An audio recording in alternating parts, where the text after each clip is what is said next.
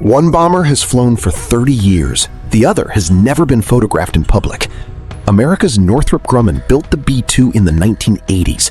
China's Xi'an Aircraft Corporation is building the H-20 in near total secrecy today. Both aircraft eliminate the tail. No vertical stabilizer means no flat surface to bounce radar back to the sender. The B-2 spans 172 feet. Open source estimates put the H-20's wingspan near 148 feet. Smaller, but still built for range. The B-2 skin uses radar-absorbent composite tiles bonded under vacuum. Analysts believe the H-20 uses similar, domestically developed composites. 4 non-afterburning turbofans push the B-2 to high subsonic speed. The H-20's engines remain unconfirmed, likely 4 indigenous turbofans. The B-2 flies over 6,000 nautical miles unrefueled.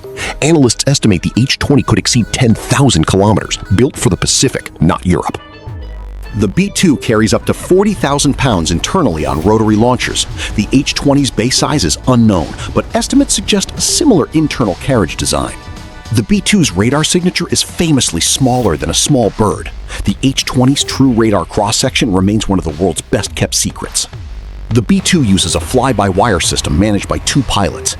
Reports suggest the H-20 will lean heavily on AI-assisted mission systems. Every B-2 needs climate-controlled hangars to protect its radar coating, a maintenance demand few air forces can match. Each B-2 cost over $2 billion.